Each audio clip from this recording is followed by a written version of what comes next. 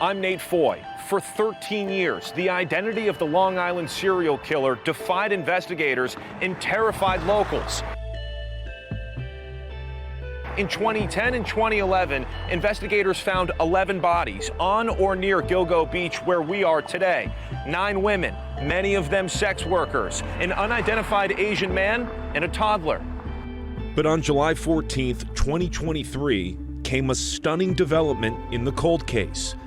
The arrest of a suburban family man from Long Island, Rex Heuermann, for the murder of 3 of the 11. Suffolk County Police say they had him in their sights since 2022, but had to work in secrecy until they were ready to take him down. His sudden arrest has led to shocking revelations about the evidence against him. He faces 3 counts of first-degree murder and 3 for second-degree murder. He's pleaded not guilty. While Heuermann is in custody at a Suffolk County jail, the investigation, authorities say, is continuing. I'm standing here with my law enforcement partners in the Gilgo Task Force to announce the indictment of defendant Rex Andrew Heuermann, 59 years of age. He's been arrested by the Suffolk County Police Department's homicide detectives for the murders of Melissa Bartholomew, Megan Waterman, and Amber Costello. The investigation of Maureen Brainerd Barnes is ongoing. Rex Heuermann is a demon that walks among us, a predator that ruined families. If not for the members of this task force, he would still be out in the streets today. Heuermann's arrest comes after Suffolk County's new police commissioner, former NYPD Chief Rodney Harrison, formed a special Gilgo Beach task force in January 2022 with new District Attorney Ray Tierney. The task force includes the FBI, New York State Police, Suffolk County Homicide, and the Suffolk County Sheriff's Office. All of them committed to breaking cold cases, no matter what it takes. We made the commitment. We were going to take our most talented investigators. We took analysts, we took detective investigators, and they worked on a daily basis with other talented investigators from all of the agencies here. And we started that in February 1st, in 2022. 6 weeks later, on March 14th, 2022, the name Rex Heuermann was first mentioned as a suspect.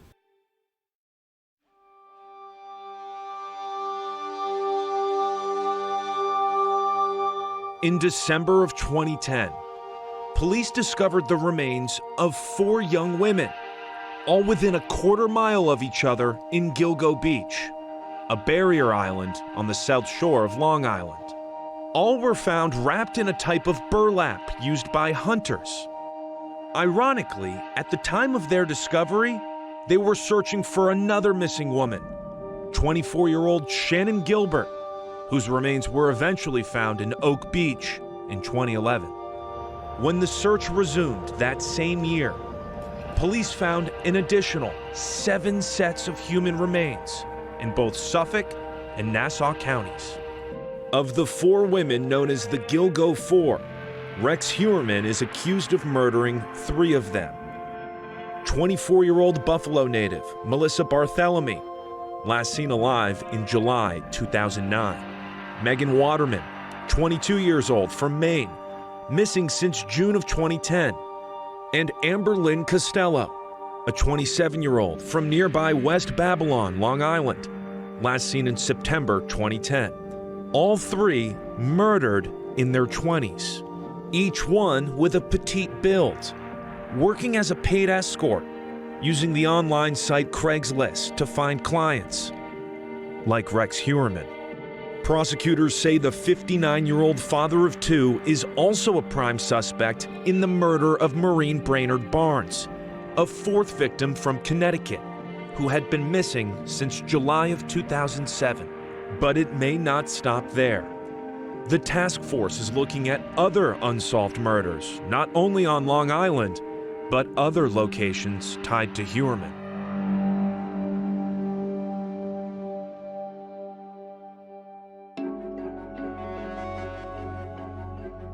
Just as surprising as the sudden arrest was the quiet businessman at the center of it.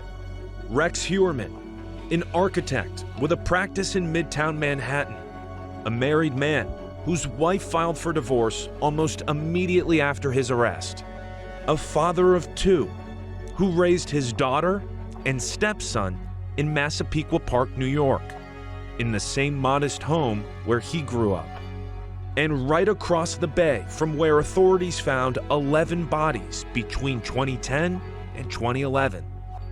I spoke with criminologist Dr. Scott Bond, who in 2011 profiled the Long Island serial killer for the New York Times. So based upon my training and my experience, I put together a rather detailed profile. 12 years went by, and of course I've been following the case, and then lo and behold, this guy, Rex Heuermann, is arrested, and he matches my profile almost to a T. I figured, first of all, this was a white male, and I suspected, because of where the bodies had been disposed of, that he was very intimately familiar with that area. I suspected that he would be very educated, a professional, very articulate, and patient. And he is all of those things. He's trained as an architect, which by design, you have to be a very organized, articulate person, both to design and then sell your work. And people around him have described him that way.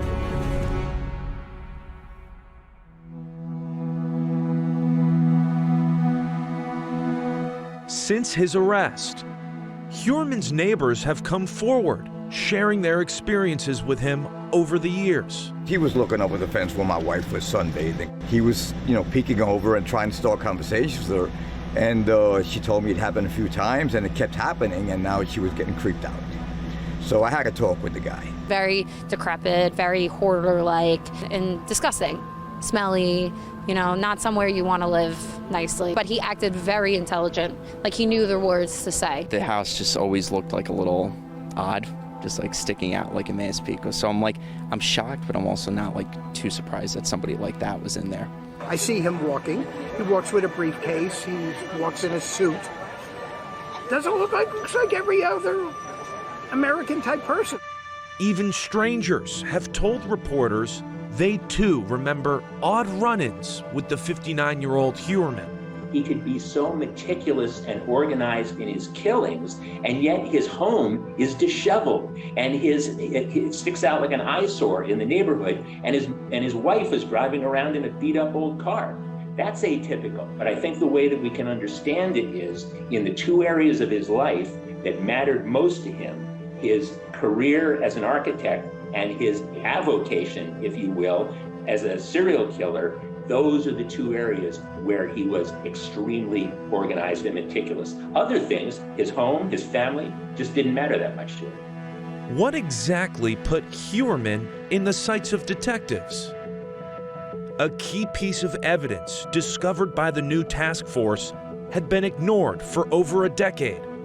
An old interview investigators found with victim Amber Lynn Costello's roommate.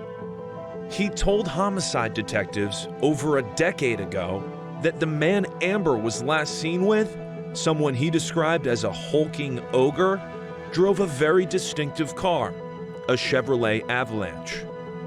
When he was re-interviewed in 2022, he repeated the tip about the suspect's vehicle. A review of that information led to the discovery of a Chevrolet Avalanche, registered to Rex A. Heuermann at the time of the murders.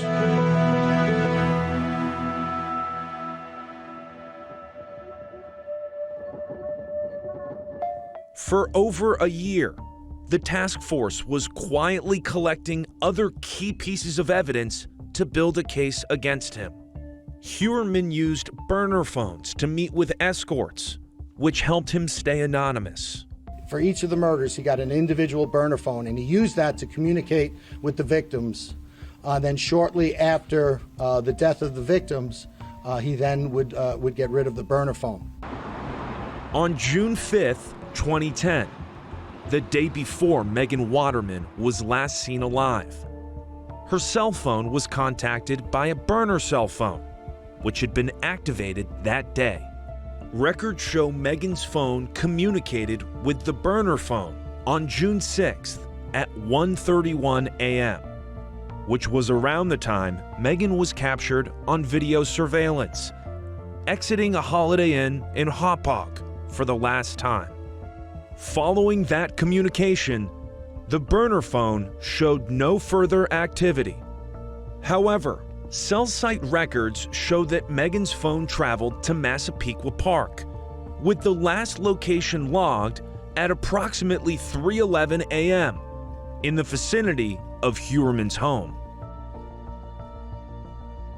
Prosecutors say not only did Heuermann use burner phones to arrange meetings with escorts, in 2009, he's accused of using a victim's phone to traumatize her family. Melissa Barthelomy's sister, Amanda, was terrorized by a series of sadistic calls from someone using Melissa's cell phone after her disappearance. Like a scene out of a horror movie, he described what he had done to her. Based on cell site information, these calls were made from Midtown Manhattan. Whoever did this was this very sick, evil person. Sick. To say the things he said to Amanda on the phone, I mean, it's a 16-year-old shouldn't even have to hear these things he said to her. She was just hysterical every time a call would come in. They traced the calls, but they said that they only traced them to a tower. Once the FBI joined the new task force, analysts took a closer look at that cell site data, comparing the victims' phones with the burner phones. This led them to narrow in on a specific area of Massapequa Park. They did the same thing for an area in Midtown Manhattan, where Heuermann's architecture office is located.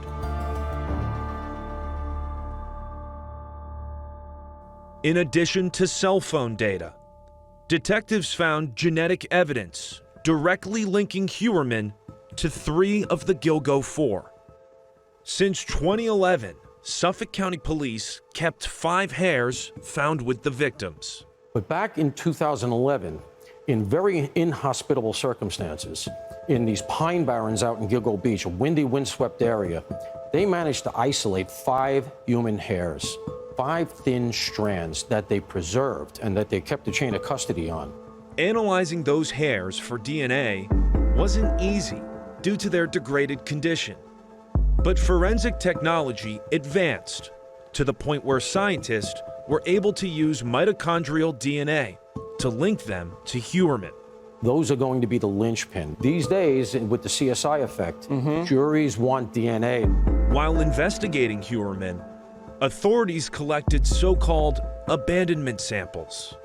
One was on a pizza crust left in a takeout box he threw away outside his Manhattan office. A male hair found on the remains of Megan Waterman and a swab from that same pizza crust showed the mitochondrial DNA profiles were the same.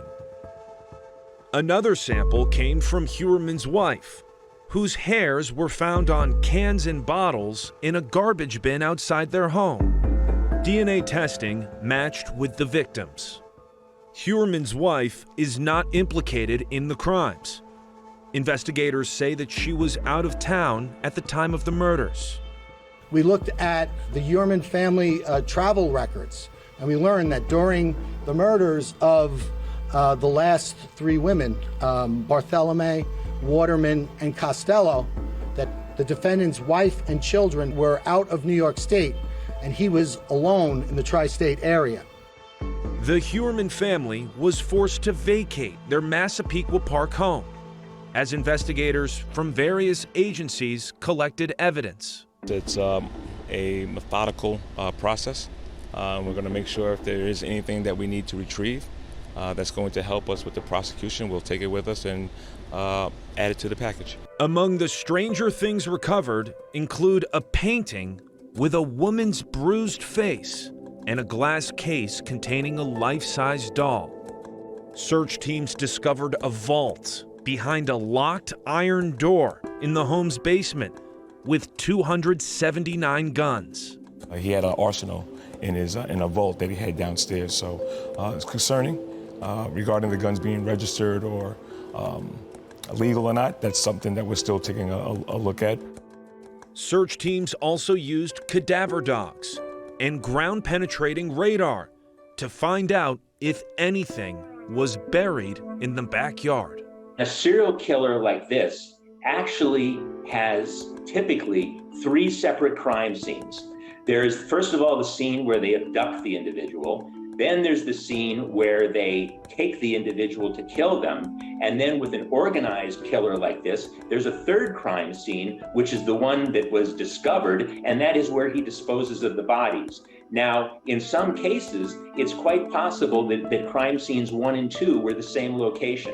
Serial killers like to operate in a comfort zone. They have all the tools that they need at their disposal, things to get rid of the body afterwards, bags, ties, whatever they might need. So it's as crazy as it sounds, it's actually not atypical for a serial killer like this to kill in their own home.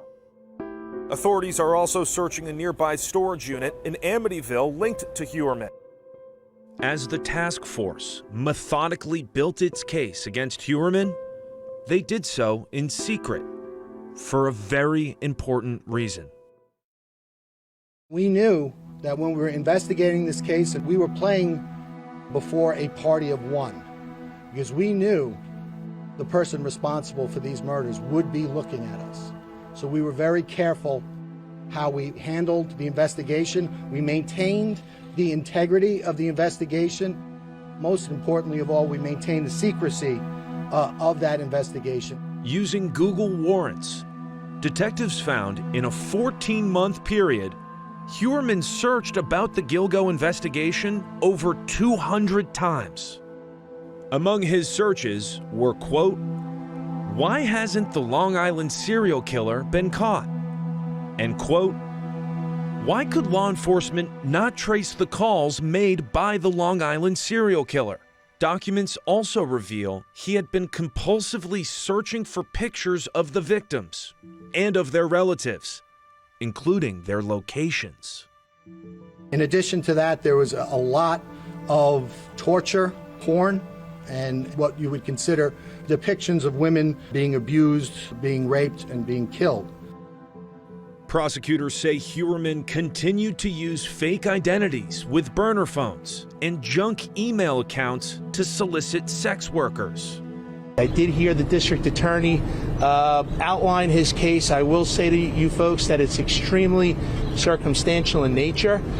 In terms of speaking to my client, the only thing I can tell you that he did say as he was in tears was, "I didn't do this."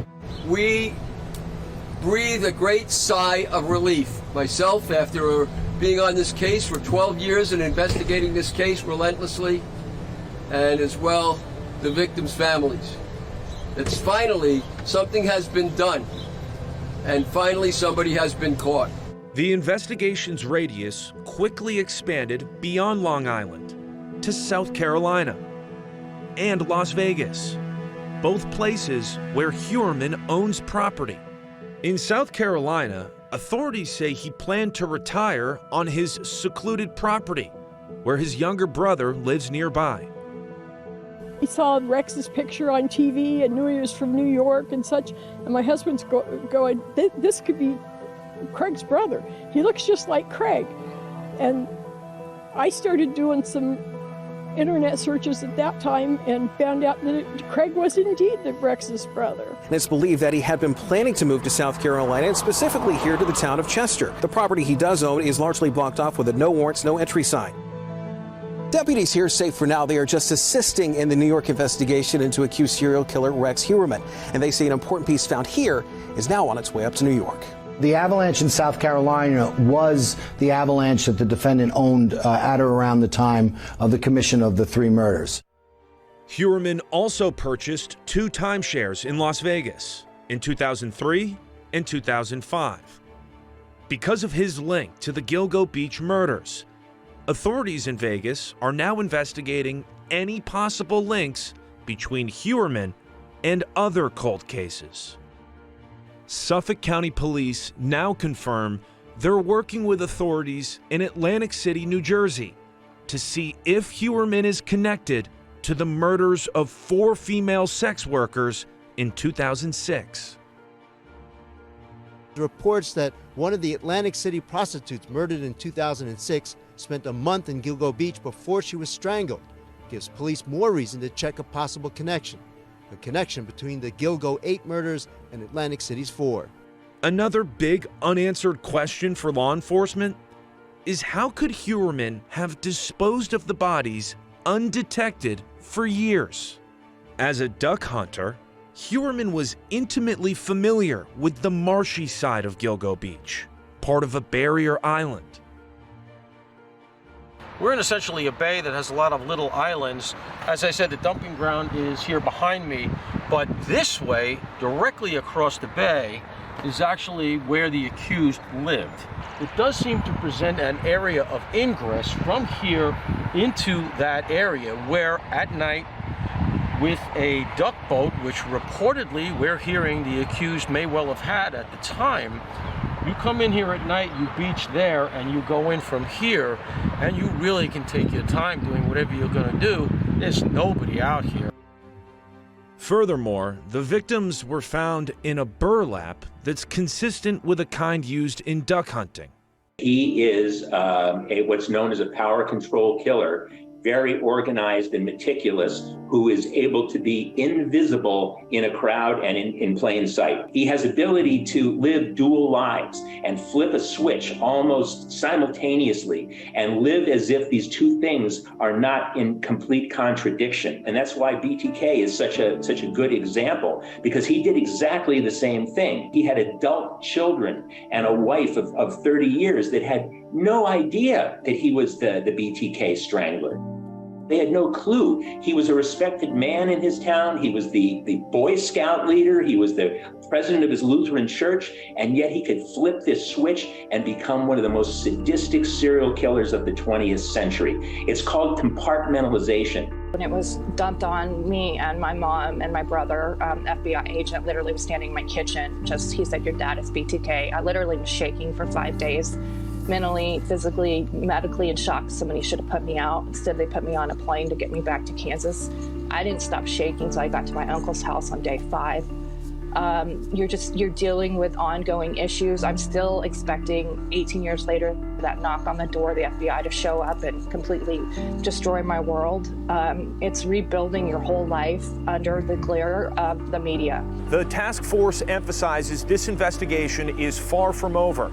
Once prosecutors complete analyzing evidence seized from Heuermann's home and other locations, including nearby storage units, the indictment could possibly be updated to include other victims' names like Maureen Brainerd Barnes, a murder case in which prosecutors call Heuermann a prime suspect. He has not shown any emotion whatsoever. As Heuermann sits alone in his jail cell, detectives are now asking formerly incarcerated sex workers if they have any memory of the man. Heuermann, a father of 2 who maintained a career as an architect, is not expected to plead insanity. Prosecutors and victims now wait for his day in court to see if the 59-year-old will accept a plea deal or exercise his right to a trial. As the investigation continues, more details are coming to light every single day. We will keep you updated as this story develops. I'm Nate Foy for Fox Nation. Thanks for watching.